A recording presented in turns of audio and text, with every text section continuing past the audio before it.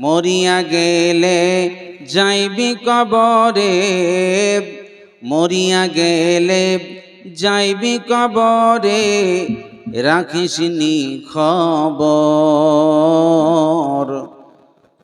দমের উপর ঘর, দম ফুরাইলে সবই পার। কত যত্নে বানাইয়াছেন আল্লাহ এই আদম শহর। আপামর জনসাধারণ কর্তৃক নির্বাচিত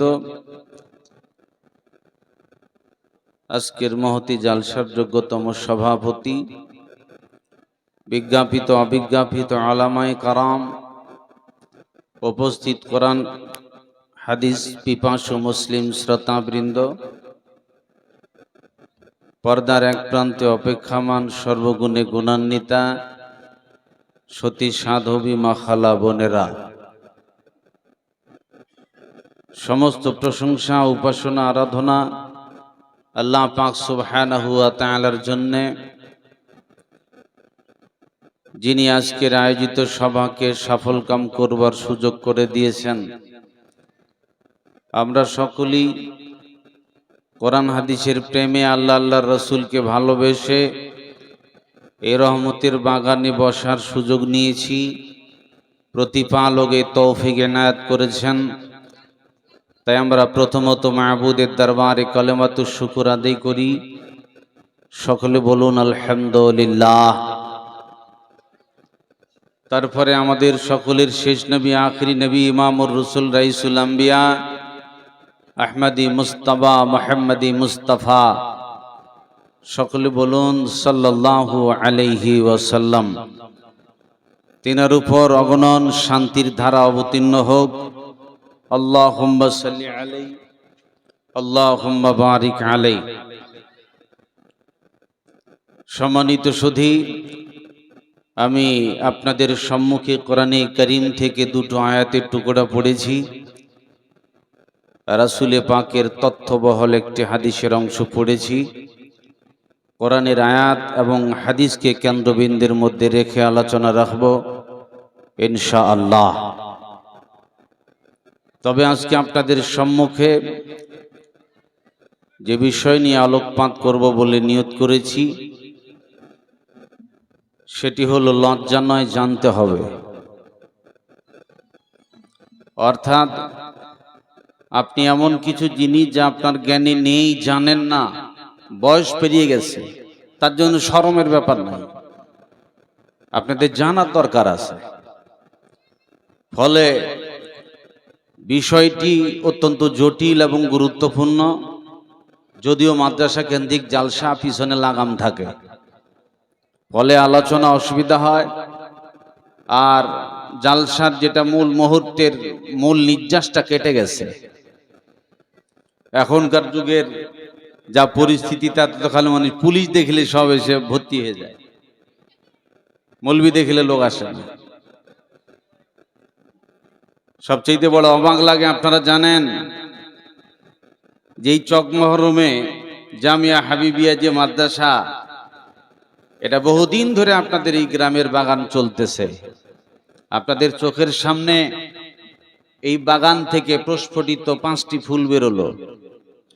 এরা প্রতিটি গ্রামে সুগন্ধ ছড়াবে। এ সম্পর্কে গুরুত্বপূর্ণ আলোচনা আমার শ্রদ্ধাভাজন শেখ ইসমাইল সাহেব যথেষ্ট আলোচনা উনি করেছেন। ফলে আমি আলোচনা পরিস্থিতি অনুপাতে মনে হয় বেশি গড়াতে পারবো না। তবু আপনাদের সম্মুখে যে সাবজেক্টটা আমি ধরেছি, এটা পরিস্থিতিকে কেন্দ্র করে আলোচনা রাখবো। আর পরিস্থিতিকে কেন্দ্র করে আমি কোরআন হাদিস দিয়ে আপনার মাথায় টুক করে কথাটা বুঝিয়ে দেওয়ার চেষ্টা করব। একটু ধৈর্য ধরুন। তৎসাথে ভাইদেরকে আমি আবেদন করব, যারা হয়তো ওই ফুচকা নিয়ে আর চাউমিন নিয়ে টেনশনে আছেন, এখানে আপনাদের দরকার আছে। বলছিলাম, আমি আপনাদের সম্মুখে যে বিষয়ে বলতে চাইছি সেটি হলো লজ্জা নয়, জানতে হবে। যদি আপনি না জেনে মরে যান, কতটা ফাঁসা ফাঁসবেন আপনারা নিশ্চয়ই জানতে পাবেন আর আমার আলোচনাতে। আজকে বর্তমান মুহূর্তে আপনারা দেখতে পাচ্ছেন, জঙ্গিপুরে দেখলাম 2টো মিছিল বেরিয়েছে এসআইআর এর বিরুদ্ধে। কোন জায়গায় বসে নেই, সব জায়গায় মানুষের একটা মনের ভিতর টেনশন আছে। টেনশনটা কিসের? এসআইআর এর টেনশন। এটার আন্দোলন বহুদিন ধরে চলতেছে। ফলে এই বিষয়টাকে আমি আপনাদের সম্মুখে কোরআন হাদিস দিয়ে ফিটিং করে বুঝাবো। জেনে রাখবেন, মানুষ তো সেখানে টাইট, যখন এসআইআর এর ফর্ম ফিল আপের লাইন দিবে ওখানে যায় দেখেন 4 ঘন্টা ধরে দাঁড়িয়ে আছে, আর কোনো টেনশন নেই। অথচ জাল সাথে 3 ঘন্টা থাকবে, দুনিয়ার বাহানা 15 বার জিলেপি কিনবে, 30 বার বিড়ি ধরাবে, আর পুলিশ দেখা হয়ে গেল, বাস কাজ শেষ। জালসার কাজ তো হয়েই গেছে, জালসার কাজ কেবল শুরু হলো। এতটুকু জেনে রাখবেন, যে আশায় আপনারা এই জালসার আয়োজন করেছেন, এই মুহূর্তে প্রতিটা মানুষ কোরআন হাদিসের দিকে অগ্রসর হন, তা না হলে ফেঁসে যাবেন। জেনে রাখবেন, আজকে আপনার বয়স কত? 30, 40, 50, 60। এখন আপনি বলছেন যে মাদ্রাসায় পড়াশোনা করবে কারা? ওই ছোট ছোট বাল্য ছেলেগুলোকে ধরে নিয়ে মাদ্রাসায় টুক করে ঢুকে দিল, তোরা কোরআন পড়, আর আমি বল খেলবো আর নাইট খেলবো। এ নিয়ে আমার জীবনটাকে আমি নষ্ট করব। এখন 40 বছর যদি বয়স হয়ে যায়, 30 বছর বয়স যদি হয়ে যায়, ওকে জিজ্ঞাসা করি, হ্যাঁ রে তুই তো উচ্চ মাধ্যমিক পাশ করেছিস, বিএ পাস, সূরা ফাতিহা তো ঠিক আছে? বলে না, ওগুলো নিয়ে এখনো ভাবিনি। এখনো ওকে যদি বলি তো তোর বয়স কত, বলে 30 বছর। তো 30 বছর হয়েছে, মাদ্রাসায় ভর্তি হ। দত্তেরি, এখন ফির পড়া যায় নাকি? বয়স আর আছে নাকি? এখন যদি আপনাকে আমি পড়তে বলি, তখন আপনি বলবেন শরম লাগছে, বড় হয়ে গেছি, আমার ছেলে আছে, 2টো মেয়ে আছে, বাড়িতে বউ আছে, কি বলবে যে বুড়ে কি বয়সে মেহেন্দির রস। লজ্জা নয়, জানতে হবে। শোনেন, মহান আল্লাহ তাবারাক ওয়া তাআলা তিনি বলছেন কোরআনে, ইকরা বিসমি রাব্বিকাল্লাযী খালাক। বিশ্বনবী মুহাম্মদ সাল্লাল্লাহু আলাইহি সাল্লামের কাছে যখন ওহী নাজিল হলো, তখন আল্লাহ রাসূলের বয়স 1-2 বছর নয়, 10-15 বছর নয়, দীর্ঘদিন কাটতে কাটতে কাটতে কাটতে রাসূলের 40 বছর বয়স যখন হয়ে গেল, তখন আমার আল্লাহ পাক তাবারাক ওয়া তাআলা তিনি রাসূলের কাছে কোরআন নাজিল করলেন। ফেরেশতা এসে আল্লাহ রাসূলের কাছে এসে বলছেন ইকরা।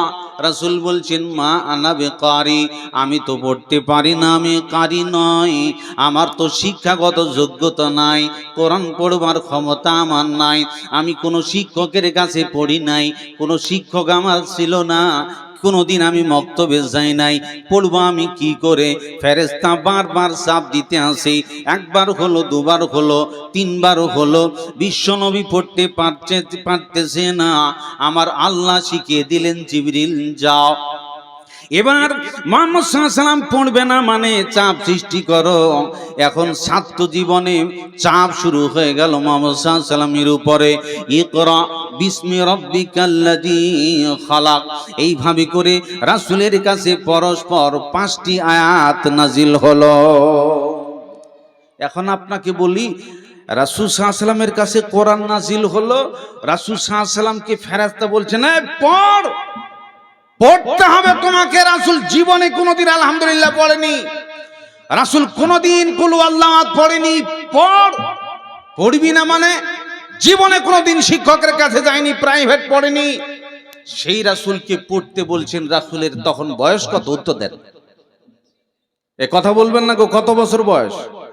রাসূল সাল্লাল্লাহু আলাইহি সাল্লাম তখন তার বয়স 40 বছর।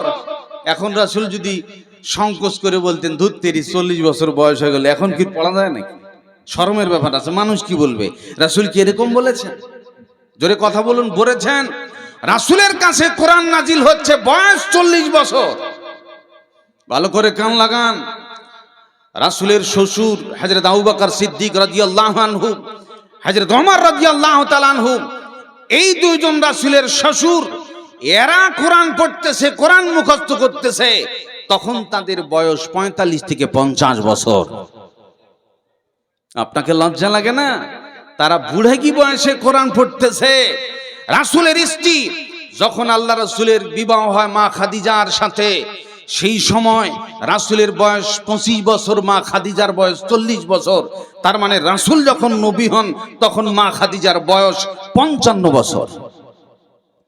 তার মানে মা বোনরা, এখানে রাসূলের স্ত্রী মা খাদিজা তিনি কোরআন স্টাডি শুরু করলেন, কোরআন পড়তে শুরু করলেন, তখন তার বয়স ৫৫ বছর পেরিয়ে গেছে। আচ্ছা, ৫৫ বছর বয়সে, ৫০ বছর বুড়ে কি বয়সে উনারা কোরআন হাদিস পড়তেছেন, কোরআন মুখস্থ করতেছেন, শরম করেছে নাকি? এ কথা বলেন, শরম করেছে নাকি? তো আপনার আবার শরমটা কিসের? আপনার টেনশনটা কিসের? আপনার সূরা ফাতিহা ঠিক আছে? আপনি যে রুকুতে কি বলবেন তা শুদ্ধ ঠিক করে পড়েন। আপনি কোনোদিন গেছেন মৌলভী সাহেব দেখেন তো, এটা আমি বলি, এটা আমার ঠিক হচ্ছে না, না দেখেন তো। আপনি কোনোদিন গেছেন? কোনোদিনও জাননি, আপনি সংকোচ করেননি, আপনি ভাবেননি। জেনে রাখবেন, ফ্রান্সের একজন বিখ্যাত ডাক্তার, একজন বিখ্যাত সার্জন ডাক্তার মরিস বুকাইলি, ওনার বয়স যখন ৫০ বছর, সে সময় একটা মুসলমানদের মহাসম্মেলনে তিনি বড় বড় শেখদের কাছে একটা চ্যালেঞ্জিং কথা শুনলেন যে কোরআন এমন একটা সাংঘাতিক কিতাব, লা রাইবা ফিহ, যার ভিতর সন্দেহের অবকাশ নাই। এরকম একটা নিঃসন্দেহমূলক কিতাব যার ভিতর কোনো ভুল ত্রুটি নাই। এই আশ্চর্যজনক কিতাব, তার মানে পৃথিবীর যতগুলো কিতাব আছে তার ভিতর ভুল আছে, সংশোধিত হয়েছে। আর ইনারা বলে এ কোরআন বলে তার ভিতর ভুল টুল নেই। কি আশ্চর্য কথা! এখন ইনি বলছেন না কোরআনের ভুল ধরবো আমি। ডাক্তার মরিস বুকাইলি কোরআনের ভুল ধরতে গেলেন, কোরআন খুলে দেখে, ওরে বাবা, ভাষা তো আরবি, তো আরবি তো আমি পড়তে পারি না, আমি তো ইংলিশম্যান, আমার ইংরেজি চলে কিন্তু আরবি তো বুঝতে পারি না, এই আরবি কি করে তথ্য জানবো? এখন ইনি যোগাযোগ শুরু করলেন সৌদিয়াতে, বয়স ৫০ বছর। তার উদ্দেশ্য হলো কোরআনে ভুল ধরতে হবে, এটা তার ইচ্ছা। এইভাবে করে সৌদিয়ায় যোগাযোগ শুরু করলেন, বড় বড় শেখদের সাথে যোগাযোগ করে তিনি সৌদিয়ায় ছুটির সময় কোরআন শিখতে গেলেন। দীর্ঘ ৫ বছর ধরে এই কোরআনের বিদ্যা নিতে নিতে নিতে আরবি শিখলেন, শুধু নয় আরবির অর্থ পর্যন্ত বুঝে ফেলতে লেগেছেন। জোরে বলুন সুবহানাল্লাহ। এখন ৫৫ বছর বয়স হয়ে গেল, কোরআনের অর্থ বুঝতে শিখেছে, এখন সে ফিল্ডে নেমে গেল, দেখি এবার কোরআন ভুল ধরবো আমি। বারা আমার, এইভাবে কোরআন শুরু থেকে তেলাওয়াত করে, পড়ে বোঝে, না ভুল তো নেই, না ভুল তো নেই। এইভাবে করতে করতে ফেরাউনের লাশ পর্যন্ত চলে গেছে। সেখানে আল্লাহ বলেছেন একটা চ্যালেঞ্জিং কথা, ফালিয়াউমা নুনাজ্জিকা বিবাদানিকা লিতাকুনা লিমান খালফাকা আয়া। আল্লাহ পাক ফেরাউনের লাশের ব্যাপারে চ্যালেঞ্জ দিয়েছেন, যে আল্লাহ বলেছেন আমি ফেরাউনের লাশকে কিয়ামত পর্যন্ত অক্ষত অবস্থায় হেফাজতে রাখবো। ওর লাশ পিপিলিকা খাবে না, ওর লাশ পানিতে পচাবে না, ওর লাশ মাটিতে খাবে না, কারণ আল্লাহ সিগন্যাল দিয়েছেন পৃথিবীর কোন পোকামাকড় কীটপতঙ্গ তার দেহে মুখ দিবি না। এই পর্যন্ত যখন গবেষণা করতে করতে দেখলেন, ওরে বাবা, আল্লাহ যা বলেছেন ফেরাউনের ব্যাপারে তা বাস্তব সত্য, একটু মাত্র অতিরঞ্জিত গোলমাল নাই, তাহলে আল্লাহর কোরআন মহা সত্য তদন্ত করে দেখলেন কোরআন ভুল ধরবো দূরের কথা, কোরআনের কাছে ধরা পড়ে গেল ডাক্তার মরিস বুকাইলি। তিনি দেখলেন এই আশ্চর্যজনক কিতাবের ভিতরে একটা দাঁড়িয়ে, একটা আয়াত, একটা জের জবর, একটা সেমিকলন ভুল ধরার ক্ষমতা আমি ডাক্তার মরিস বুকাইলি আমার নাই।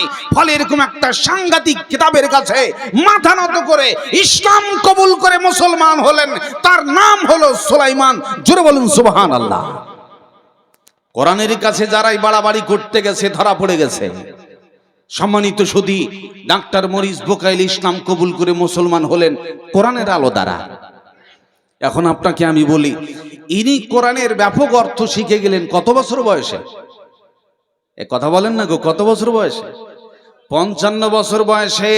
তিনি ৫০ থেকে ৫৫ বছর বয়স অতিক্রম করে তিনি কোরআন শিখলেন। আর আপনি বলছিলেন আমার দুটো বেটি আছে, একটা বেটা আছে, সিসি লজ্জা লাগে, মৌলবীর কাছে যাই দোয়া শিখবো নাকি? লজ্জা লাগে না? লাগে না? আর আমার আজকে একটা গরম পরিস্থিতি বাজারে চলতেছে, হিয়ারিং চলতেছে, এসআইআর হবে। এর জন্য বহুদিন ধরে এই ব্যাপারে মানুষের মেজাজ গরম আছে। আর এই বিষয়ে এর তথ্যগুলো কোথায় তোমরা সংগ্রহ করবে? নির্বাচন কমিশন সিলেক্ট করলো কাকে? তার নাম হলো বিএলও। তোমরা তাদের কাছে যাও, আর তোমাদের কাগজগুলো ঠিক আছে না নাই, ফর্ম কি করে ফিল আপ করা লাগবে, তোমরা বিএলওর কাছে যাও আর তাদের কাছ থেকে তথ্যগুলো সংগ্রহ করে নাও। মানুষ যখন এই কথা বুঝে ফেলেছে এসআইআর হবে, ছাড় পাবো না, এখন সবাই ঘন ঘন চাপ দিতে লাগলো বিএলওর কাছে। কেউ বা প্রশ্ন করে, কেউ বা তার বাড়িতে যায়, আবার কেউ গ্রামে গ্রামে ঘরে, একবার এর কাছে একবার ওর কাছে। বিএলওর প্রতি এমন চাপ পড়ে গেছে, কত জায়গায় ঘটনা আমরা দেখলাম, বিএলও আত্মহত্যা করে মারা গেছে, স্ট্রোক হয়ে মারা গেছে। এমনি করে কিছুদিন আপনারা দেখলেন বেলডাঙ্গার মাটিতে, ফারাক্কার মাটিতে বিএলওরা ইস্তফা দিয়েছে। এমনি করে এই এসআইআর এর ফর্মটা ফিল আপ করবার জন্য সঠিক তথ্যটা কে দেবে? তার নাম হলো বিএলও।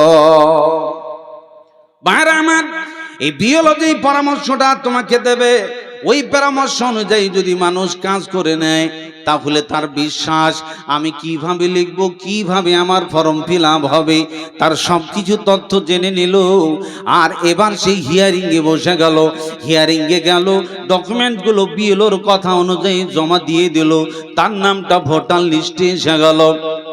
বন্ধুরা আমার, পৃথিবীর বুকে সাধারণ একটি এসআইআর এর জন্য যেমন আপনি বিএলওর প্রতি চাপ দিতেছেন, মানুষের ঘুম নাই, বাবার নাম আছে, বেটার নাম নাই, বিবির নাম আছে, ছেলের নাম নাই, স্বামীর নাম এসেছে, স্ত্রীর নাম নাই। একটি পরিবারে সবার টেনশন চলতেছে, হায় রে যদি আমার লিস্টে নাম না আসে, ডি ভোটারে পড়ে যায়, তাহলে ভারতীয় নাগরিক থেকে বঞ্চিত হয়ে যাব। আচ্ছা, এই টেনশনে মানুষের আন্দোলন চলছে না চলে না? উত্তর দেন তো। মানুষ কি সাধারণভাবে আছে না ভালো টেনশনে আছে? ভালো টেনশনে আছে। আন্দোলন চলছে গোটা পশ্চিম বাংলার মাটিতে। এই এসআইআর এর মাধ্যম দিয়ে একটাই সমস্যা, যে আপনি হয়তো ভারতীয় নাগরিক থেকে বঞ্চিত হতে পারেন, কিছু একটা সমস্যা হতে পারে। আচ্ছা, ভারতে এরকম আইন করা আছে নাকি যে আপনার নামটা যদি ভোটার লিস্টে না আসে, তাহলে পরে সরকার এরকম আইন করেছে, বিশাল একটা গর্ত খনন করো, আর এই গর্তে আগুন ধরাই দিয়ে সবকে পুড়ে মারবো, এরকম বলেছে নাকি? এজোরে কথা বলুন, বলেছে না? একটু সমস্যা হবে, পার্থিব জগতের একটু সমস্যা, সেটাও আল্লাহর পরীক্ষা। এখানে আপনাকে ঈমানটা ঠিক রাখতে হবে। মস্তানি করে সব জায়গায় লড়া যায় না।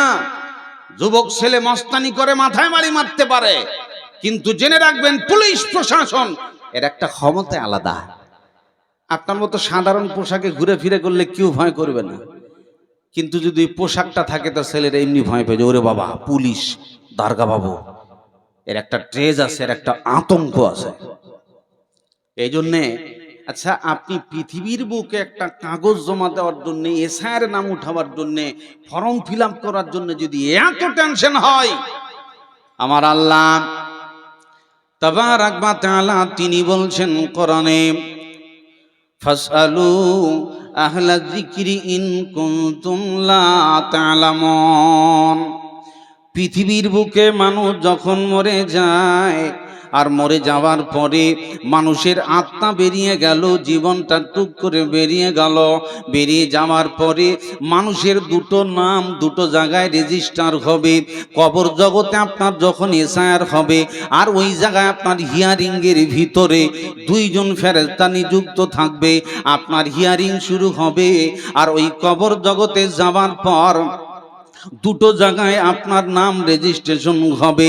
আল্লাহ একটা জায়গার নাম দিয়েছেন সিজ্জিন। আল্লাহ বলতেছেন ওয়ামা আদরাকা মা সিজ্জিন। সিজ্জিন কাকে বলে তোমরা জানো কি? আল্লাহ বলছেন কিতাবুম মারকুম, সেটা একটা লিখিত রেজিস্টার। এই পৃথিবীর সপ্তম তলা একটা জমিন আছে, ওই জমিনটার নাম হলো সিজ্জিন। যদি আপনি ইমানদার না হন তাহলে পরে আপনার নামটা ওই জাহান্নামের সিজ্জিন নামক অফিসে নথিভুক্ত হয়ে যাবে। ওই জায়গায় আপনার লিস্ট উঠে যাবে, আর ওই লিস্ট বের করার পরে কিয়ামতের দিন হাসরের মাঠে ফাইনাল লিস্ট আপনাকে ধরিয়ে দেওয়া হবে।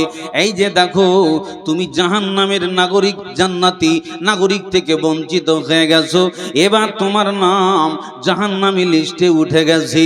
এমনি করে আপনি যখন মরে যাবেন, আপনাকে যখন আসমানে আত্মা নিয়ে যাওয়া হবে, আপনি ইমানদার মুমিন প্রথম আসমানে গেল, দ্বিতীয় আসমানে, সপ্তম আসমানে যাবার পর মুমিন আত্মাকে নিয়ে যাওয়ার পর আমার আল্লাহ বলছেন ইমানদার হলে পরে তোমার কাগজ জমা পড়বে কোথায়? ওই জায়গাটার নাম সপ্তম আসমানে, ওই জায়গার নাম হলো ইল্লিয়িন। আল্লাহ বলছেন ইল্লিয়িন কাকে বলে তোমরা জানো কি? সেটা একটা কিতাবুম মারকুম, সেটা লিখিত রেজিস্টার, ওটা একটা অফিস। পৃথিবীর বুকে যতগুলো জান্নাতি মানুষ আছে যারা মরে গেছে, যারা মুমিন ইমানদার, যার আমল ভালো, ওই ব্যক্তিগুলোর নাম ওই সপ্তম আসমানে সপ্তম আকাশের উপরে ওই অফিসে আপনার নাম লিখে দেওয়া হলো। এখন আপনি জান্নাতি নাগরিক। এবার আমার আল্লাহ তাবারাক ওয়া তাআলা তিনি বলছেন শোনো, ওই কবরে কি করে ওই হিয়ারিং এ তুমি বসবে, তোমার নাম কি করে ইল্লিয়িনে উঠবে, আর তুমি ডি ভোটার থেকে ওই সিজ্জিন নামক জেলখানার থেকে তুমি কি করে বাঁচবে, এর জন্য আমার আল্লাহ তাবারাক ওয়া তাআলা পৃথিবীর বুকে তোমরা কি করে ওই হিয়ারিং যেমন বেঁচে গেলে, আমার আল্লাহ তাবারাক ওয়া তাআলা কবর জগতে হিয়ারিং এ বসবার জন্য বিএলও বানালেন আলেমদেরকে। পৃথিবীর বুকে আলেম যারা কোরআন হাদিস পড়ে, রে কোরআন হাদিসের বিএলও, যা তোরা আমার কাছে ফাসআলু আহলা যিকরি ইন কুনতুম লা তাআলামুন। তোমার এই কবর সংক্রান্ত বিষয়ে, জান্নাত সংক্রান্ত বিষয়ে, জাহান্নাম সংক্রান্ত বিষয়ে যেটা তোমার জানা নেই, তুমি ওই আলেম নামক বিএলওর কাছ থেকে জেনে নাও। এদিকে বিএলও যারা ডিউটি পেয়েছে আর ঘুম নেই, স্টক হয়ে মরছে টেনশনে। আর যারা কোরআন হাদিসের বিএলও, যারা জান্নাত জাহান্নামের বিএলও, যারা পরকালীন তথ্য জানে, নাক ডেকে ঘুম পাড়তেছে। একটা লোকও যায় বলল না মাওলানা কবরে পাস করব কি করে, তথ্যটা বলে দিন। এ জোরে বলুন, কুলো আলেম কি কেউ বিরক্ত করেছে যে মাওলানা দেখেন তো আমি দোয়াটা বলি, রুকু এটা বলি, আমি জানাজায় এটা বলি, খাওয়ার শেষে এটা বলি, এইভাবে শুতি, এইভাবে তারাবি পড়ি, এইভাবে বেতের পড়ি, আমার এগুলো বিষয় আছে, এটা হালাল না হারাম, এটা আমাকে বুঝিয়ে দিন। কোনোদিন আলেম নামক বিএলওর কাছ থেকে মানুষ কি জানতে গেছে? এ জোরে বলুন, জানতে গেছে? জানতে যায় না। তার কারণ পৃথিবীর বুকে যেটা মানুষ ঘটে, নগদ চাপাও হাত পেতে নাও, বাকির খাতা শূন্য থাক, দূরের বাদ্য কিলাম শুনে মাঝখানে যে বেজায় ফাঁক, এই বেলা ভাই মদ খেয়ে নাও, কাল নিশীতের ভরসা কই, চাঁদিনী জাগিবে যুগ যুগ ধরি, আমরা তো আর রব না সই, সুতরাং দুফুর্তি নো চিন্তা। মৌলবীরা ওয়াজ করে, এই বিএলওদের কথা কি শুনবি রে, ওরা পরকালের কথা বলবে, জান্নাতের কথা বলবে, জাহান্নামের কথা বলবে, এদের কথা কি কান দিবি, ওগুলো টেনশন নিয়ে লাভ নাই, ওটা বাকির খাতা, ওটা শূন্য থাক। এই নগদ এসআইআর হচ্ছে, এগুলো নিয়ে টেনশন নিয়ে বিএলওদের মাথা খেয়ে। এজন্য বিএলওর উপর মানুষ চাপ দিয়ে দিয়েছে, কারণ এটা দুনিয়াবি ব্যাপার, এর জন্য মানুষের টেনশন বেশি। আর যেটা পরকালের টেনশন, এটা কঠিন ব্যাপার। পৃথিবীর বুকে যদি মনে করেন আজকে আপনার নাম ডি ভোটারে পড়েছে, তাহলে দৌড়াদৌড়ি করে কাগজ ঠিক করবার মতো সুযোগ পৃথিবীতে আছে। আর কবর জগতে যদি আপনার নামটা পড়ে যায়, যদি ডি ভোটারে পড়ে যায়, জাহান্নামী লিস্টে পড়ে যায়, সিজ্জিনে পড়ে যায়, তাহলে হাসর ময়দানে 50 আলফা সানা 50,000 বছর দিবসের মহা সম্মেলন চলবে। পৃথিবীর বুকে বিশ্রাম আছে, আপনি পার্শ্বের থেকে এক বোতল পানি খেয়ে বিশ্রাম নিতে পারেন, গাছের তলায় বিশ্রাম নিতে পারেন। হাসর মাঠে কামেকেদার বিল 1 মাইল 2 মাইল সমপরিমাণ মাথার উপরে সূর্য থাকবে, ঘামে ছোটাছুটি দৌড়াদৌড়ি করবে। ওই হাসরের মাঠে এক বোতল পানি খুঁজে পাবেন না, বিশ্রাম ঘর খুঁজে পাবেন না, আপনি কাগজ ঠিক করবেন উপায় পাবেন না, কারণ অফিস সব বন্ধ। প্রিয় ভাই সব, এজন্যই কবর জগতের বিষয় নিয়ে ওই জায়গার হিয়ারিং এর বিষয়ে আলেমদের কাছে জানা দরকার আছে না নাই? উত্তর দেন। এ জোরে ভালো করে কান লাগিয়ে শোনেন। এই কারণেই বর্তমান পৃথিবীতে মানুষের টেনশন পার্থিব জগৎ নিয়ে বেশি বেড়ে গেছে, আর মাথাটা বেশি পৃথিবী খেয়ে ফেলেছে আপনাকে। রাসূলের জামানাতে সাহাবীরা বড় কষ্টে দিন কাটালেন। রাসূলের বাড়িতে একদিন মেহমান এসেছে, সমস্ত স্ত্রীদের কাছে তদন্ত হলো, পানি ছাড়া কিছু নাই। সবাই একটা কথা বলেছে, মা পানি ছাড়া কিছু নেই। এরকম পরিস্থিতিতে রাসূলের সংসার জীবন কেটে গেছে। সেই সময় তদানীন্তন কালে রাসূল যদি খালি এটা বলতেন, আল্লাহ টাকা দাও, আল্লাহ খাবার দাও, চাল ডাল দাও, ক্ষণিকের ভিতর ঢিপি লেগে যাবে, কিন্তু রাসূল চায়নি। কারণ পরকালটা হলো খায়রু ওয়া আবকা, সর্বোত্তম এবং চিরস্থায়ী, ওটা জীবনে শেষ হবে না। প্রিয় ভাই সব, এই জন্য আপনাকে আমি বলি, আল্লাহ বলছেন ফাসআলু আহলা যিকরি ইন কুনতুম লা তা'লামুন। তোমার জানা নাই, তাহলে পৃথিবীর আলেম নামক বিএলওর কাছে যাও, তার কাছ থেকে তদন্ত করো, জেনে নাও যেই জায়গাতে বাপ পাশে থাকবে না, মেয়ে পাশে থাকবে না, স্ত্রী পাশে থাকবে না, ছেলে পাশে থাকবে না, গোটা পাড়া গায়ের মেম্বার প্রধান কাউকে খুঁজে পাওয়া যাবে না, এরকম এরা একাকী নীরব অন্ধকারাচ্ছন্ন সহায় পরিস্থিতির জায়গাতে আপনি একবার ওই জায়গার হিয়ারিং এর টেনশন দিলেন না? বার আমার হযরত ওসমান গনি রাদিয়াল্লাহু তাআলা আনহুর কাছে বড় বড় আযাবের কথা বলা হয়, কোনদিন তিনি কাঁদলেন না, কিন্তু যখন তার কাছে কবরের আযাবের কথা বলা হয়, কবর আযাব স্মরণ পড়লে ওসমান গনি কাঁদিতেন নজরে। এমন করে কাঁদিতেন তিনি, দাড়ি দিয়ে ঝরতো পানি। সেই কবরে ফাঁসিয়া গেলে, সেই কবরে ফাঁসিয়া গেলে কোথাও উদ্ধার পাইবা না। কয়দিন পহরে চলিয়া গো যাইব, আর তো ফিরে আসব না।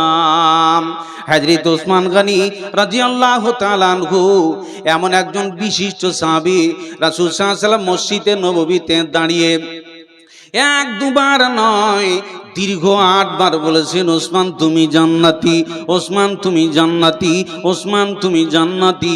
এত বড় একটা জান্নাতি মানুষ কবরে হিয়ারিং এর কথা যখন স্মরণ পড়ে যায়, কবরে কি জবাব দিবে তার কথা স্মরণ পড়ে যায়। এরকম বিশিষ্ট সাহাবী যার নাম হলো জিন্নুরাইন, এরকম বিখ্যাত সাহাবী এই কথা স্মরণ পড়তেছে আর ডুগরে ডুগরে ডুগরে ডুগরে কাঁদতেছে। এমনি করে দাড়ি ভিজে যায়, গালে দাগ পড়ে গেছে। হায় রে, এই কবরে যদি একবার ফেসে যায়, পরকালে যত অফিস আছে আর কোন জায়গায় বাঁচতে পারবো না, পারবো না, পারবো না। এত বড় বিশিষ্ট সাহাবী যদি এরকম টেনশন নিতে পারে, আপনি ফির ক পয়সার ইমানদার? আপনাকে কে বলেছে ইমানদার?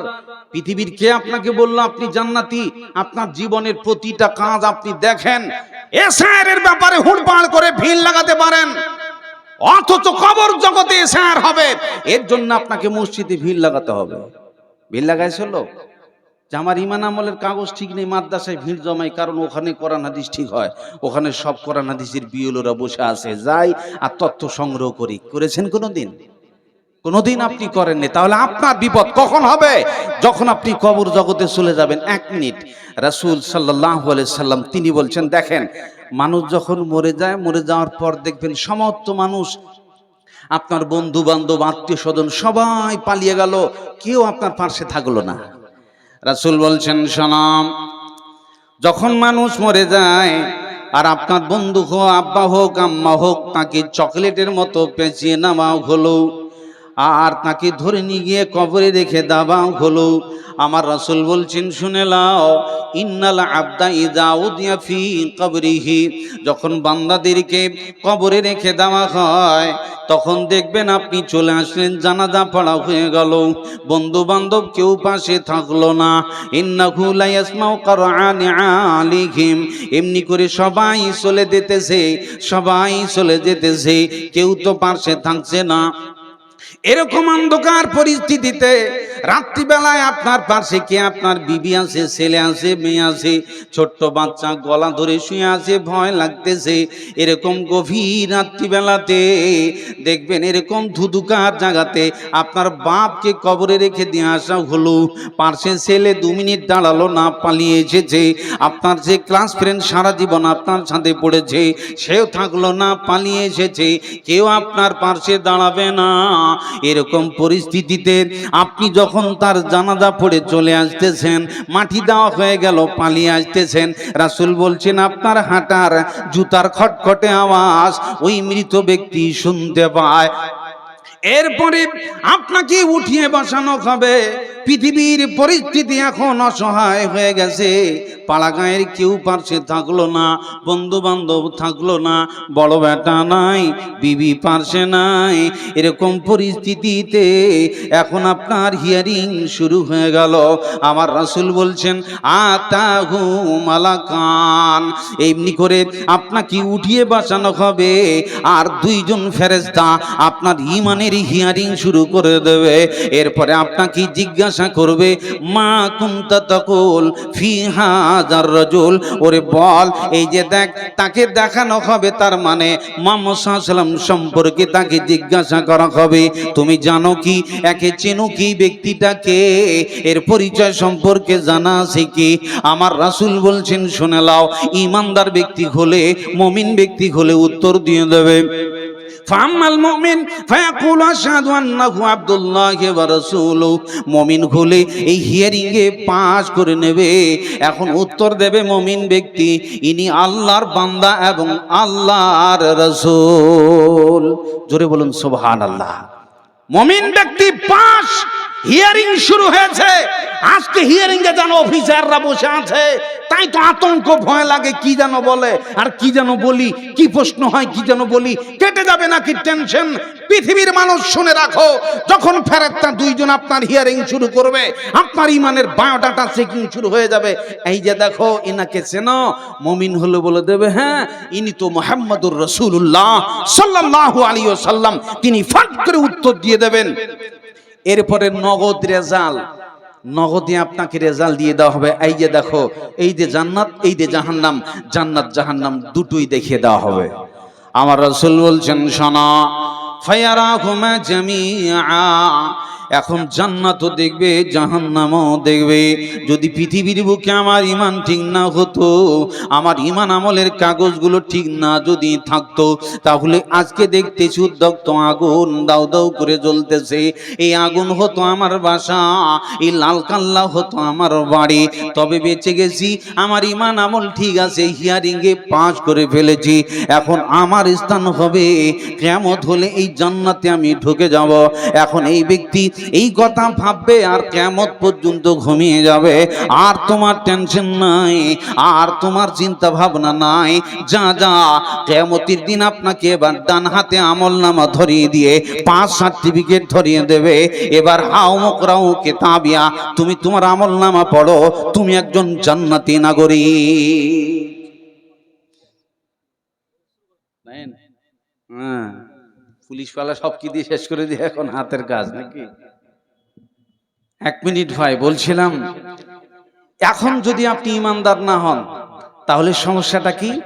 উত্তর দিতে পারবেন না, জিজ্ঞাসা হবে, একটা বলতে মুহাম্মদ সাল্লাল্লাহু আলাইহি ওয়াসাল্লাম সম্পর্কে জানি না, কে গেলে কার কথা বলছে। এখন দেখেন আপনাকে লোহার হাতুড়ি দিয়ে পিটানি শুরু হবে। লম্বা তথ্য খালি আমি একটা কথা বোঝার জন্য বলছি। এখন মার শুরু করার আগে 2টো কথা, ফেরেশতা মার শুরু করবার আগে 2টো কথা। পৃথিবীর হিয়ারিং এর নগদ কোনো শাস্তি নয়, কবরের হিয়ারিং এর নগদ শাস্তি। মার শুরু করার আগে 2টো কথা, লা দারাইতা ওয়ালা তালাইতা, তুমি কোরআন পড়ো নাই, জানবার চেষ্টা করো নাই, তুমি পৃথিবীর বুকে আনন্দ উল্লাসে ঘুরেছো, কোনদিন এই আলেম নামক কোরআন হাদিসের পণ্ডিত বিএলওদের কাছ থেকে জানো নাই, তাদের কাছ থেকে তথ্য সংগ্রহ করনি, কপাল পড়া।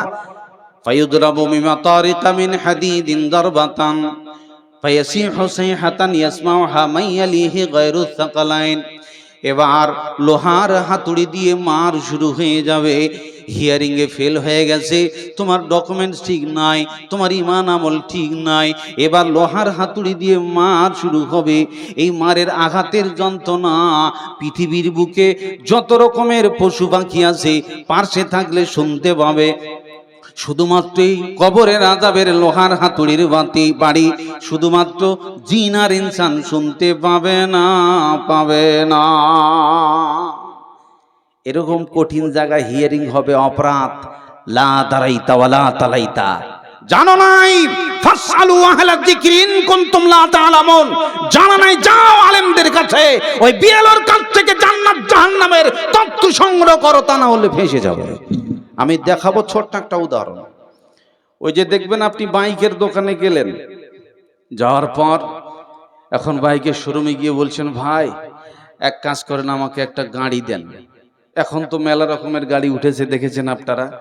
তো যাই বলছেন, ভাই একটা গাড়ি দেন, দাম কত? 2 লাখ টাকা। আচ্ছা, আপনি দোকানে যাওয়ার পর 2 লাখ টাকা পেশ করে দিলেন, মালিক আপনাকে কি দিল? না, বুঝতে পারেননি মনে হয়। কি দিল? আপনি দিলেন টাকা, আর ও দিল কি? গাড়ি। আর আমার তার মানে মালিক হলো গাড়ির মালিক, শোরুমওয়ালা হলো গাড়ির মালিক, আর আপনি হচ্ছেন টাকার মালিক। আপনি টাকা পেমেন্ট করে দিলেন দোকানে, মালিক টুক করে টাকাটা গনে নিল, আপনার হাতে একটা রিসিপ্ট তুলে দিল, বলে যাও এই গাড়িটার দাম 2 লাখ টাকা। এখন আপনি দিলেন টাকা, আর মালিক আপনাকে একটা গাড়ি বুঝে দিল। তার মানে গাড়ির মালিক সে আপনার গাড়ির মালিক, আর পৃথিবীর বুকে আপনি টাকার মালিক। দোকানে গেলেন, টাকা দিলেন, গাড়ি আপনাকে বুঝে দিল।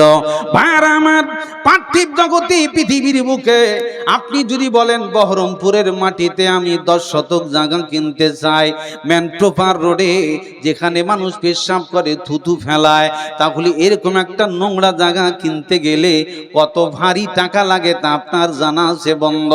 এখন আপনি বলেন পৃথিবীর বুকে সাধারণ নোংরা পচা সরা জায়গা যদি কিনতে যান, অনেক টাকা যদি লাগে, তাহলে আমার আল্লাহর জান্নাতের কত দাম হতে পারে। আমার আল্লাহ তাবারাক ওয়া তাআলা তিনি বলছেন, শোনো, ইন্নাল্লাহা আশতারা মিনাল মুমিনিনা আনফুসাহুম ওয়া আমওয়ালাহুম বিআন্না লাহুমুল জান্নাহ। আল্লাহ বলছেন, বান্দারে, নিশ্চয়ই আমি মুমিনের জান মাল কিনে নিয়েছি জান্নাতের বদলে। আমি আল্লাহ জান্নাতের মালিক, আর তোদেরকে বানিয়েছি টাকার মালিক।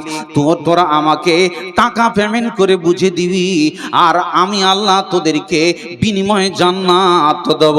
তার মানে বর্তমান পৃথিবীতে জীবন দেওয়া লাগে না, তবে মসজিদ মাদ্রাসা গরিব দুঃখী জায়গাগুলোতে টাকা দেওয়ার প্রয়োজন হয়। আমার আল্লাহ বলতেছেন, বান্দা, আমি মুমিনের জানমাল কিনে নিয়েছি, ওরা আমার জান্নাত কিনবে, টাকা দিয়ে দে। আমি জান্নাতের মালিক। ওই জান্নাতের একটা হুরের উন্নি কিনতে গেলে পরে গোটা বিশ্ব বিক্রি করে দেবে, কিনে নিতে পারবে না, পারবে না। আমার আল্লাহ বলছেন, বান্দা, তোরা আমাকে টাকা দে, আর আমি ফ্ল্যাট জান্নাত তোদের হাতে তুলে দেব। 50 জায়গা কিনতে গেলে লাখ লাখ কোটি কোটি টাকা লাগে, তাহলে পরে আকাশ জমিনের মালিক যেই শ্রেষ্ঠ জান্নাত, যেই জান্নাতি হুরের একটা ওড়না কিনতে গেলে গোটা বিশ্ব বিক্রি করে কেনা সম্ভব নয়। এত বড় জান্নাত কিনতে গেলে টাকা লাগবে না লাগবে না? উত্তর দেন, এ জোরে বলুন, লাগবে না? অবশ্যই লাগবে। আপনারা সকলেই জানেন, এই যে আপনার জামিয়া হাবিবিয়া এত বড় একটা প্রতিষ্ঠান, এখানে আপনার চোখের সামনে দেখলেন কয়েকটা বিএলও বেরিয়ে গেল, কয়েকজন ছাত্র মাথায় পাগড়ি ধারণ করে বেরিয়ে গেল। আর এরা আপনাদের কাছ থেকে, এই সুন্দর বাগান থেকে ফুল ফুটে, এখান থেকে একটা স্মৃতি পেল চোখের সামনে, আপনারা দেখলেন। আচ্ছা, এখানে কি সরকার টাকা দেয় না জনগণ? জোরে বলুন, কে দেয় টাকা? জনগণের চাঁদা দিয়ে এই মাদ্রাসা চলে। মানুষ অবাক হয়, এই প্রতিষ্ঠানগুলিতে মানুষ লক্ষ লক্ষ টাকা বিলিয়ে দেয়, আর কোরআনের পাখি তৈরি করে, আর এর থেকে বড় বড় বাঘা বাঘা আলেম তৈরি হয়, আর জাতির সম্মুখে কথা বলে, মানুষদেরকে হেদায়েতের পথ দেখায়, জান্নাতুল ফেরদাউসে যাওয়ার জন্য সে গাড়িতে উঠিয়ে দেয়। এই জন্য টাকা টাকা টাক টাকা, টাকা ছাড়া সব ফাঁকা। আজকে দেখছিলাম বড় দৃশ্য গো, মুকুল বাবুকে আপনারা দেখছেন নিশ্চয়ই, তার দৃশ্য সোশ্যাল মিডিয়ার পরিস্থিতি। আহা, ইনি এক সময় একজন দাম্ভিক, একদম পাওয়ারফুল নেতা, আজ হসপিটালে কঙ্কাল চেহারা নিয়ে পড়ে আছে, নিঃশ্বাস যায় যায় যায় যায় না, এরকম একটা পরিস্থিতির মুখে পাড়ি দিয়ে আছে। মুকুল বাবু শুধু নয়, বৌদ্ধ বাবু শুধু নয়, পৃথিবীর বড় বড় যত পণ্ডিত আছে সব গেছে। ফেরাউনের মতো এত বড় বাহাদুর পানিতে ডুবে মরেছে, একটা ছোট্ট বাচ্চা ছেলেও লাগে নাই। আমার আল্লাহ পাক রব্বুল আলামিন আপনারা আমাদেরকে এরকম করতে পারে না? পারে না? এ জোরে বলুন, পারে না? আমার বাড়ির পাশে দেখেছি 1400 বিঘা জমির মালিককে আমি অবাক, ডিলারের কাছ থেকে মাল এনে খায়, টাকা নেই, গাড়িতে কোনো গাড়িওয়ালা তাকে উঠায় না, কারণ এই ভাড়া দিবে না। এরকম 1400 বিঘা জমির মালিককে পথের ভিখারি কে বানিয়েছে? এ রাজ্য মানো সিংহাসন সবই করে দান, শাহিন শাহী কেড়ে নিয়ে ফকির ও সাজান। কথায় 1000 টাকা কত জনে লয়, সারাদিন খেটে কেউ অনাহারে রয়। বাদশাকে ফকির করেন, ফকিরিকে রাজ, ভাঙ্গা গড়া পৃথিবীতে এই তো তার কাজ। আল্লাহ পারে না? পারে না? এই প্রতিষ্ঠানকে, এই কোরআনের পাখিগুলিকে তৈরি করবার জন্য আল্লাহর বাচ্চা ভাই কে আছেন ভাই বলেন তো? এই মাহফিলে 50,000 টাকার দাতা বলেন, বেশি আছে? নিয়ে আসেন এখানে দেখি কত আছে।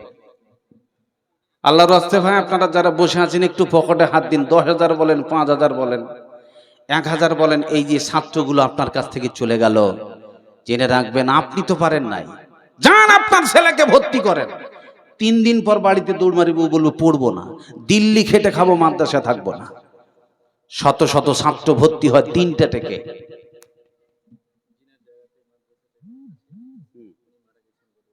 জি জি, মাশাআল্লাহ। জিনার জায়গাতে এই মাদ্রাসা প্রতিষ্ঠিত গো। আমি আগে বলি আল্লাহ তাকে কবুল করুন। ওনার জায়গাতেই মাদ্রাসা প্রতিষ্ঠিত, উনি আবার এই মাদ্রাসার প্রেমে কত দিয়েছেন? 75,000 টাকা। জোরে বলুন মারহাবা। প্রিয় ভাই সব, উনি মাদ্রাসা জায়গা দিয়েছেন। জেনে রাখবেন, মানুষ মরে গেলে চাচা নিজে জান বাঁচা। কিছুদিন আগে একটা ভূমিকম্প হলো, দেখছিলাম একটা দৃশ্য, বাপ বেটার দোকানে ঢুকে আছে আর কাঁপতে লেগেছে দোকান। এরকম মুহূর্তে বাপ দৌড়ে পালিয়ে গেছে, ছোট ছেলের খবর নাই। এর নাম বিপদ। বিপদের সময় বাপ ছেলের কথা খেয়াল থুতে পারবে না, ভয়ানক পরিস্থিতি। মানব যখন মরে যায় তখন আপনার একটাই বন্ধু, তার নাম এই দান। কেউ পাশে দাঁড়াবে না। রাসূল বলছেন, ইন্নাস সাদাকাতা তুতফিউ আযাবাল কবর, নিশ্চয়ই কবরের আযাবকে বন্ধ করে দিতে পারে ক্ষমতা, তার নাম দান খয়রাত। পৃথিবীর বুকে জমির দলিল আছে, পরকালের দলিল হলো আস-সাদাকাত বুরহান, পরকালে আপনার দলিল হবে এই দান খয়রাত। এই জন্য আমার ভাই, উনি 75,000 টাকা আল্লাহর ওয়াস্তে মাদ্রাসা দান করেছেন। আল্লাহুম্মা সাল্লি আলাইহি, আল্লাহুম্মা বারিক আলাইহি। রব্বুল আলামিন আমার ভাই উনি 75,000 টাকা মাদ্রাসার প্রেমে দান করেছে। আল্লাহ তার দান তুমি কবুল করে নাও, তার মনের কামনা বাসনা পূরণ করে দাও। আল্লাহ দানকে তুমি সাদকায়ে জারিয়া হিসেবে কবুল করে নাও। মানুষ মরে গেলে আমল বন্ধ, আর কোনো উপায় নাই, কিন্তু একটা কোটা খোলা আছে যেটা কবরে যেতে থাকে, তার নাম দান খয়রাত। আল্লাহ তার দানটাকে তুমি সাদকায়ে জারিয়া হিসেবে কবুল করো। আল্লাহ তাকে তুমি দীর্ঘায়ু বানিয়ে দাও।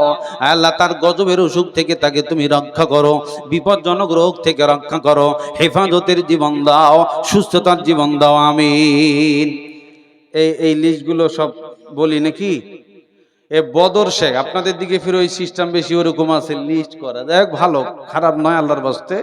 তবু আপনারা যারা এখানে বসে আছেন ভাই, হয়তো লিস্টে নাম লেখা নেই, আল্লাহর বাস্তে আপনারা যাবেন না। দেখলেন চোখের সামনে গো, 5টা ছেলেকে পাগড়ি দিল। মাদ্রাসার শিক্ষকরা কত শ্রম ও কষ্ট করেছে এই ছাত্রগুলোকে সাজাবার জন্য। আপনি তো পারেন নাই ছেলেকে দিতে, কমসে কম টাকা দিয়ে আপনি সাধন। আপনাদের হাতে যা আছে, 1000, 2000 বলেন, 500 বলেন, আমি খালি দোয়া করে দেবো, মুসাফির মানুষ। আল্লাহর রাস্তে ভাই আপনাদের যার যা আছে, আমি লিস্ট পড়ছি আর আপনারা একটু পকেটে হাত দেন। বদর শেখ ভাই বদু চকমহরমের, উনি দিয়েছেন 1 বস্তা চাল। সজিউদ্দিন শেখ, উনি 1 বস্তা চাল। এরপরে বদরুদ্দিন বুদা উনি দিয়েছেন 2000 টাকা। এরপরে আন্তামান্না নাকি এটা আন্ডুমান্না নাকি গো আঞ্জুমান উনি দিয়েছেন 1000 টাকা। মহিদুল উনি 800 টাকা। নাসিরা 500 টাকা। আব্দুল মান্নান 600 টাকা। মুর্শিদ 800 টাকা। সায়রা 1000 টাকা। এরপরে জেসুমউদ্দিন 100 টাকা।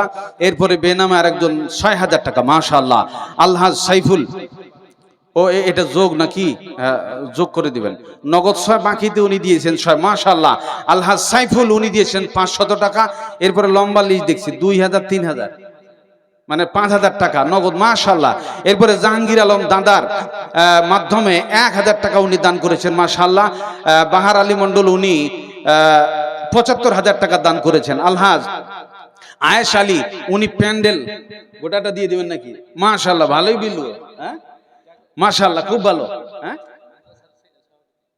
মানে সভাপতি কই নাই? কই সভাপতি? 2-1টা করে কাছে না থাকলে কাজ হবে? প্যান্ডেল দিব আল্লাহর বাস্তে। সভাপতি সাহেব কই গো একটু আসেন সাক্ষাৎ করি। হ্যাঁ এরপরে আপনার জহিরউদ্দিন উনি দিয়েছেন 5000 টাকা। মাশাআল্লাহ। বেনামে আরেকজন 1 দশক শতক হাজার ওজন লক্ষ গো শূন্য গোলমাল। 2 লাখ টাকা নাম দেয়নি। মাশাআল্লাহ। আল্লাহ তাকে আরো তৌফিক দান করুক। সকলে বলুন আমিন। এরকম গোপনে দান অসুবিধা নেই, প্রকাশ্যে দিলে সমস্যা নেই। প্রকাশ্যে দিলে আর একটা ভালাই আছে কি, ও 2 লাখ দিল রে, আমার কি হয়েছে, আমিও 3 লাখ দিব। এই কম্পিটিশনের ক্ষেত্রে নিয়তটা খালি ঠিক থাকবেন, দাগ নম্বরে গোলমাল করবেন না। তো বেনামে উনি 2 লাখ টাকা দান করেছেন। মাশাআল্লাহ। এরপরে মাওলানা আবু তালেব সাহেব উনি দিয়েছেন 5000 টাকা। এরপরে মফিজুল শেখ উনি দিয়েছেন 15000 টাকা। এরপরে শাওকাত আলী উনি দান করেছেন 5 বস্তা সিমেন্ট। মাশাআল্লাহ। বাহার আলী উনি 5000 টাকা। বধু শেখ উনি দিয়েছেন 1000 টাকা। এরপরে বধু শেখের জামাই মাশাআল্লাহ শ্বশুর জামাই গো 1150 টাকা। এরপরে এমাজ উনি দিয়েছেন নগদ 2520 টাকা। মাশাআল্লাহ। আল্লাহুম্মা সাল্লি আলাইহিম আল্লাহুম্মা বারিক আলাইহিম। আল্লাহ সকলের দান তুমি কবুল করে নাও। আল্লাহ সকলের মনের কামনা বাসনা পূরণ করে দাও, আমিন। এমনি করে গোলাম হোসেন উনি দিয়েছেন 1000 টাকা। ইয়াকুব উনি দিয়েছেন 500 টাকা। ইউনুস শেখ উনি 1000 টাকা। আব্দুল মাতিন 500 টাকা। শামীম শেখ উনি দিয়েছেন 1000 টাকা। রিনা খাতুন চকমহরমের 500 টাকা। এরপরে শোয়েব নাকি শোয়েব আলী উনি দিয়েছেন 2 বস্তা চাল। মাশাআল্লাহ। জান মোহাম্মদ উনি দিয়েছেন 800 টাকা। এরপর নগদ মনে হয় এটা নাকি 500 টাকা। মাশাআল্লাহ। সবজি বিক্রেতা মাশাআল্লাহ উনি দিয়েছেন 1000 টাকা। হেমাজউদ্দিন উনি দিয়েছেন 1 বস্তা চাল। এরপরে মুজিবর উনি দিয়েছেন এটা কি হবিবুর 500 টাকা হরিপুর থেকে। মাশাআল্লাহ। মহবুল উনি দিয়েছেন চকমরণ থেকে 1 বস্তা চাল। এরপরে ফিটু 500 টাকা। এরপরে তৈবুর উনি দিয়েছেন 2000 টাকা। আব্দুল নায়েব উনি দিয়েছেন 1 বস্তা চাল। পিয়ারুল নওশাদ 1 বস্তা চাল। এরপরে মুলুক উনি দিয়েছেন 1 বস্তা চাল। আসিরুল উনি দিয়েছেন 500 টাকা। এরপরে ইনজারুল 500 টাকা। এরপরে জানারুল উনি দিয়েছেন 100 টাকা। এরপরে তফাজুল উনি দিয়েছেন 500 টাকা। এরপরে ফাজুল উদ্দিন উনি দিয়েছেন 1000 টাকা। 1 বস্তা চাল পেট দিয়ে দিয়েছেন উনি। মাশাআল্লাহ।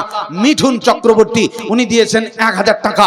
এরপরে মাসিউদ্দিন 500 টাকা। আল্লাহুম্মা সাল্লি আলাইহি আল্লাহুম্মা বারিক আলাইহি। মাশাআল্লাহ। কোথাকার গো আছে এখানে না কই? ধুলিয়ান থেকে শুনুনি নগদ 10 নাকি 5 বাকি 10000 টাকা। দেখেন গো ধুলিয়ান থেকে এসেছেন। হ্যাঁ নামটা লিখে দিবেন আল্লাহর বাস্তে ভাই। উনি ধুলিয়ান থেকে এসেছেন এই মাদ্রাসার প্রেমে। 10000 টাকা দান করেছেন। আল্লাহুম্মা সাল্লি আলাইহি আল্লাহুম্মা বারিক আলাইহি জাযাকাল্লাহ হায়াকাল্লাহ বারাকাল্লাহ। আল্লাহ তার জানে মালে বরকত দান করে। সকলে বলুন আমিন। এরপরে যাই হোক মাশাআল্লাহ এখানে 1 বস্তা করে চাল দেখছি টোটাল একদম 1 বস্তা করে ঝাড়ে। আল্লাহর কয়েকজন বান্দা বান্দি এখানে আছেন, ওনারা 1 বস্তা করে দিয়েছেন অনেকগুলা। আল্লাহুম্মা সাল্লি আলাইহিম আল্লাহুম্মা বারিক আলাইহিম জাযাকুমুল্লাহু খায়রান জাযা ওয়া আহসানাল জাযা। মাশাআল্লাহ। আল্লাহ তোমার কাছে ভিক্ষা চাইছি মওলাই করিম।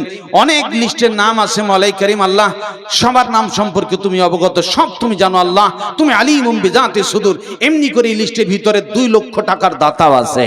আল্লাহ 10 5000 2000 1 বস্তা চাল করে এইভাবে অনেকেই দান করেছে। আল্লাহ তুমি মনের গল্প জানো। মাওলাই করিম কে কোন উদ্দেশ্য দান করেছে আল্লাহ সকলের উদ্দেশ্য কবুল করে নাও আল্লাহ, তাদের মনের কামনা বাসনা পূরণ করে দাও আল্লাহ, বাড়ির অশান্তি বালা মুসিবত দূর করে দাও আল্লাহ, ছেলে মেয়েদেরকে নেক বানাও আল্লাহ। এই 2 লক্ষ টাকা 10,000 5,000 টাকা 2,000 টাকার বাদৌলতে লক্ষ লক্ষ কোটি কোটি টাকা ইনকামের পথ ও পন্থা খুলে দাও, সকলে বলো না আমিন।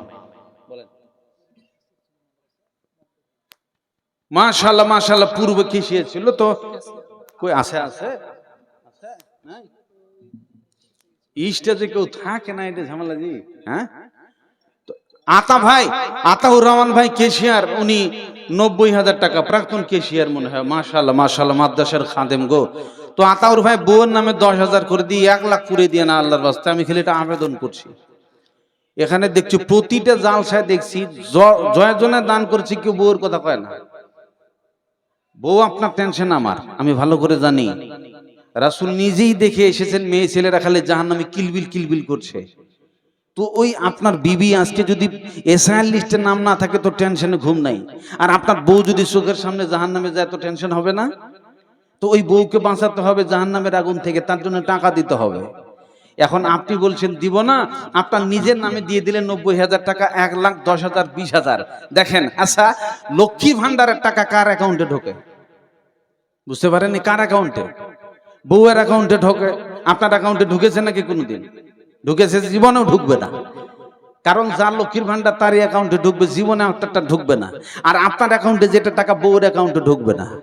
পৃথিবীর পরিস্থিতি যদি এরকম হয়, তাহলে আপনার স্বামী 90,000 টাকা দিল ওর নামে, টাকাকে বউয়ের অ্যাকাউন্টে ঢুকবে?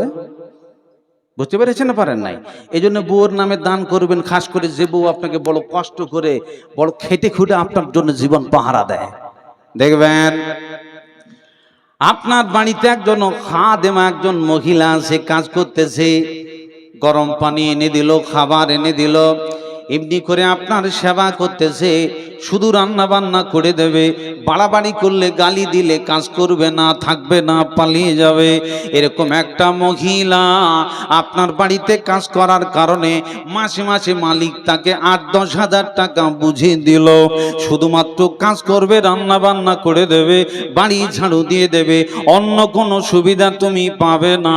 এই জায়গাতে এখন আপনি বলেন, আপনার বাড়ির একটা খাদেমা যদি 10,000 টাকা কাজ করে রান্না করার বাদৌলতে তাকে উচিত মতো বেতনটা দিয়ে দিতে পারো, আপনার বিবি আপনার সেবা করতেছে, গভীর রাত গরম পানি করে দাও, কে দিবে বলে বিবি একটা বাচ্চা পেটে ধরেছে, এমনি করে 9 মাস 10 দিন জ্বালা বহন করলো, শারীরিক সম্পর্কের সুবিধা দিল, এমনি করে এই বাচ্চাটাকে স্নেহ যত্ন করে বড় করে তুলতে গেলে 2 বছরের মায়ের ঘুম হয় নাই। এত পরিষেবা দিলে পরে বউয়ের বেতন নিশ্চয়ই মাসে 40-50-এর কমলায়। তো আপনি বউর নামে কত টাকা দিলেন? আল্লাহর বাস্তে বলেন ভাই, 10,000 20,000 50,000 কেউ আছে বলেন? ভুট্টা আছে নাকি বলেন? আল্লাহর বাস্তে নাম লেখান। আমি শুধু মুসাফির মানুষ, দোয়া করে দেব। দেখবেন এখন দেশের পরিস্থিতি এমনি খারাপ চলছে, আলেমদের কাছ থেকে দোয়া নিন, ফেসে যাবেন। আপনার বিপদ দোয়ার মাধ্যম দিয়ে কাটাতে পারে, আপনার বিপদ দান খয়রাতেই কাটাতে পারে। আর সাদাকাত তারাদ্দুল বালা, সাদকা দান খয়রাত বিপদ কেটে দিতে পারে। আপনি একটা বাইক নিয়ে বেরিয়ে গেলেন, রাস্তা অ্যাক্সিডেন্ট হতো কিন্তু লাগলো না, রাস্তা একটা বাইকের সাথে ধাক্কা লেগে গেল, পাটা বেঁকে গেল, এমনি করে ডাক্তার 2 লাখ খেলো, চিরতরের জন্য পঙ্গু হয়ে গেল। এরকম বিপদ থেকে বাঁচবার জন্য আজকে মাদ্রাসার জন্য 10,000 দিলেন, 20,000 দিলেন, আল্লাহ ওই বিপদ কেটে দেবে। জোরে আল্লাহর বাস্তে বলুন 50,000 কেউ বলেন ভাই? এই মাদ্রাসা প্রেমী আল্লাহর বাস্তে গ্রামবাসী কেউ বলেন? মাস্টার, ব্যারিস্টার, চাষি, ব্যবসায়ী কেউ আছেন আল্লাহর বাস্তে ভাই? একটা 50,000 টাকা আল্লাহর বাস্তে বলেন। নাম যারা লেখা আছেন আল্লাহর বাস্তে তারা তো দিয়েই দিয়েছেন, কিন্তু যারা বাকি আছেন ভাই শুধু মুসাফির হিসেবে দোয়াটা করে দেব আল্লাহর বাস্তে। আর কোনো ভয় আছেন? এই মাদ্রাসা প্রেমী যেই বাগান থেকে ছাত্রগুলো তৈরি হচ্ছে, দেখে লাভ নেই। পৃথিবীর বুকে যেগুলো আপনার সম্পদ আছে খালি মরে যান, দেখতে পাবেন আপনার পার্শ্বে দাঁড়াবার কেউ নেই। ছেলে মেয়ে ঝগড়া লেগে গেছে, সামনে মাথায় টুপি দিয়ে জানাজা পড়া হয়ে গেল, 2 দিন পর আপনার আর খবর নেবে না, ও খালি জমি নিয়ে টেনশন হবে, আপনার নামে কি দোয়া করবে, দান করবে, এটা কোনোদিন সে ভাববে না। এই জন্যে আপনার জীবনের সবচেয়ে বড় সম্পদ থাকতে গরু বয় না হাল, তার দুঃখ সর্বকাল। বেঁচে আছেন এই সময়, আপনি সময়টাকে, সম্পদটাকে কাজে লাগিয়ে যান আল্লাহর বাস্তে। বলুন আর কেউ ভাই আছেন আল্লাহর বাস্তে? ভাই লিস্টে যারা লিখেছেন এর ভিতরে আর কেউ আছেন? কোন 50,000 টাকা দাতাই মহফিল আল্লাহর বাস্তে? কই জাহাঙ্গীর ভাই, কই গো? লুকিয়ে বেড়াইছে কেন? মাদ্রাসার জালসা আমি আমার মাদ্রাসার কমিটিদেরকে বলে দিয়েছি, আপনাদের কি আগে খেলতে হবে। তো কই জাহাঙ্গীর ভাই, কই গো? জাহাঙ্গীর ভাই তো কমসে কম গত বছর বোধহয় 90 করেছিলাম, তাই না? হ্যাঁ, মাশাআল্লাহ এই বছর মোটা হয়ে গেছে তো। হ্যাঁ, আল্লাহর বাস্তে আল্লাহ বরকত দেখ, সকলে বলুন আমিন। কত করেছেন? 50 দিয়ে হয় নাকি? হ্যাঁ, আল্লাহর বাস্তে আর 20,000 বউয়ের নামে দিতে হবে। বউয়ের খবর কেউ নেয় না, বিয়ে করার সময় ওইদিকে হুঁশ ঠিক আছে, আবার হ্যাঁ এক পুরো নাকি? হ্যাঁ, বার করেন, তাড়াতাড়ি বার করেন আল্লাহর বাস্তে। কত করবো?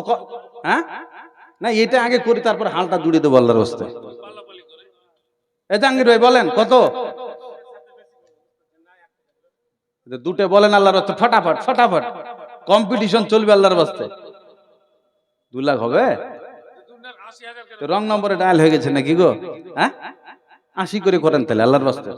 বউয়ের নামে করবোই, কেউ বউয়ের খবর নেয় না। কত? 80? হ্যাঁ,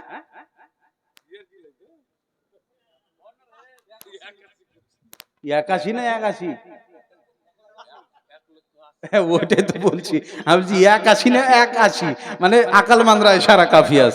মাশাআল্লাহ, উনি 81 করেছেন আল্লাহর বাস্তে। তো ওই নামটা ভুলে গেছি আপনার, ইয়াদুন মন্ডল ভাই আল্লাহর বাস্তে। মাশাআল্লাহ মাশাআল্লাহ, উনি 81 করেছেন। মনে হয়েছে পুরাই দিবেন বোধহয় বউয়ের নামে 20 দিবেন নাকি? বউয়ের নামে 20 কেউ খবর নেয় না বউয়ের। আল্লাহর বাস্তে আল্লাহ তার জানে মাল বরকত দেখ, বলুন আমিন। তারপরে দেখছি হালটাকে, জোরে বলুন আমিন। হ্যাঁ, 81 করেছে। হ্যাঁ, 2 করে করে দেখ নাকি?